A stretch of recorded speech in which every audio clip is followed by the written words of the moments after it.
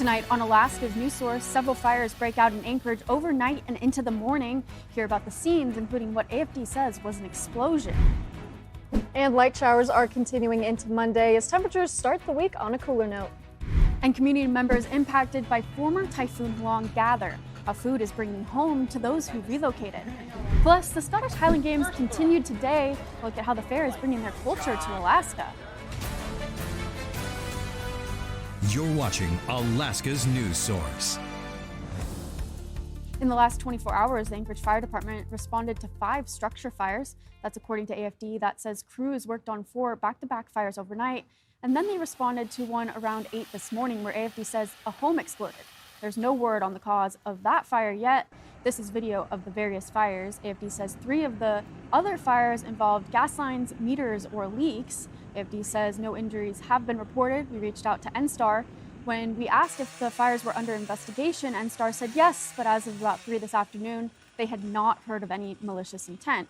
We also reached out to APD, but did not hear back immediately.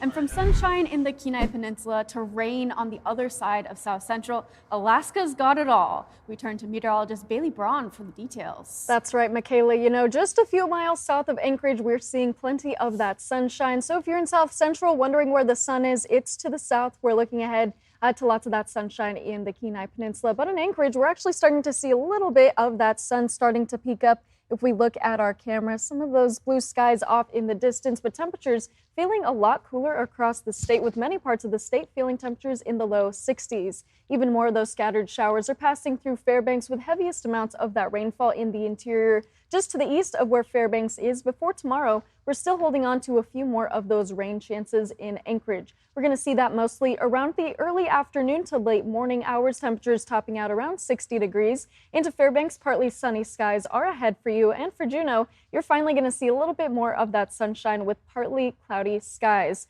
We're going to see temperatures, at least right now, across the region into the upper 50s, even near the low 60s. Plenty of those clouds across the region, but tomorrow we'll see those rain chances pick up right around the early afternoon hours, like I mentioned. So brace for another round of those scattered showers with overnight lows tonight, dropping into the upper 40s, even the low 50s. Before tomorrow, temperatures feeling much cooler across the state, and I'll have all those details coming up during full weather.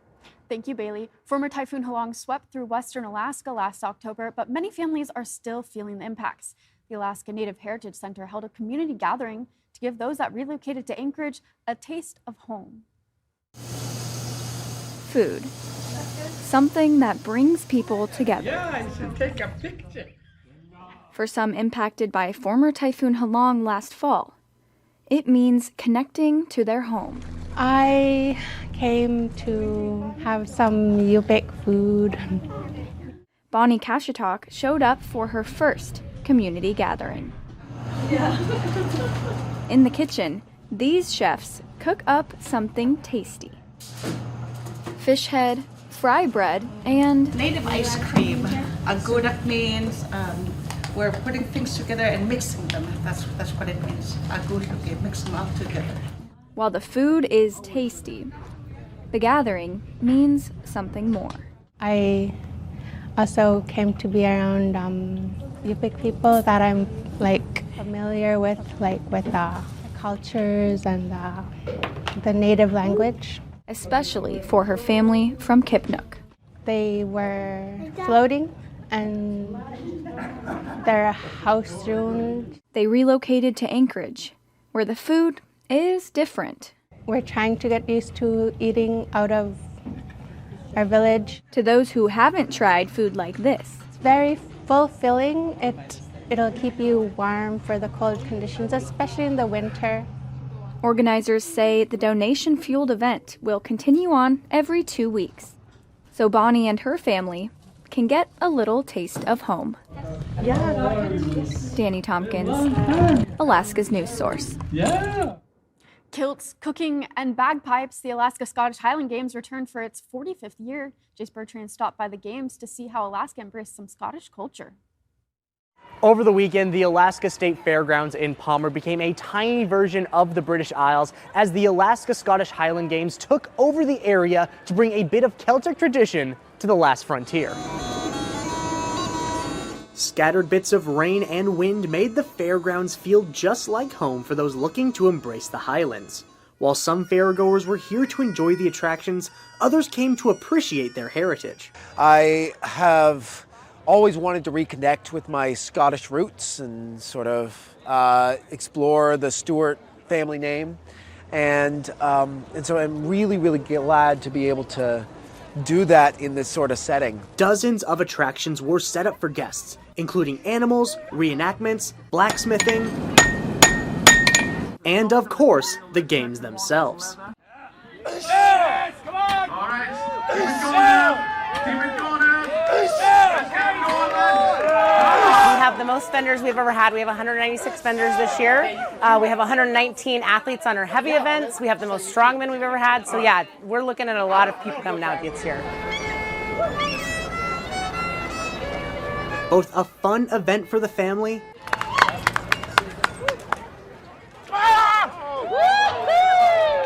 and the chance to learn about new cultures. We've got a lot of Scottish heritage up here in Alaska, so more than bringing Scotland to Alaska, I feel like it's reminding people of the Scottish heritage and the Scotch heritage we have here. Now, before the games took place, I was lucky enough to be able to try out some of the sports myself to see how hard they really are. You can check out that story on our website. Jace Bertrand, Alaska's news source. And in Washington, D.C., the Great American State Fair on the National Mall is now in full swing. The massive exhibition features states, territories, and federal agencies. It was created to help celebrate America's 250th birthday. While guests can take a ride on the Ferris wheel, treat themselves to classic fair food, and even catch a rodeo, the real draw is the dozens of booths lining the lawn. Each pavilion is dedicated to showcasing a state, including Alaska. Our state's booth went unstaffed and empty, other than a decorative backdrop with the state's nickname.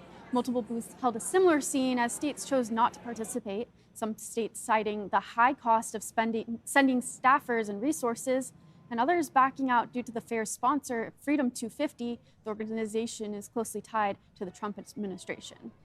And the Alaska Fish and Game is planning a major habitat project at the Delta Junction Bison Range to restore and expand the roughly 3,000-acre range. In case you missed it, the Delta herd has been used to establish bison populations around Alaska for nearly a century. The plan calls for clearing about 1,000 acres of forest to create new grazing fields, improve existing fields, and drilling new water sources for the herd. The project carries a $4 million price tag, with $1 million coming from the state and $3 million in federal wildlife restoration funds. We're trying to provide additional high-quality habitat to continue and to just draw those bison more onto state land, just as continuing our mission as a way to keep bison away from private property and just make the ground on the state land as appetizing to those bison as possible. The project is currently in an environmental assessment phase. Fish and Game is accepting public comment through July 15th. Thanks for listening. Click subscribe so you can get the latest podcast from Alaska's news source automatically. And stay up to date with breaking news and in-depth reporting available for free 24/7 with the Alaska's news source app.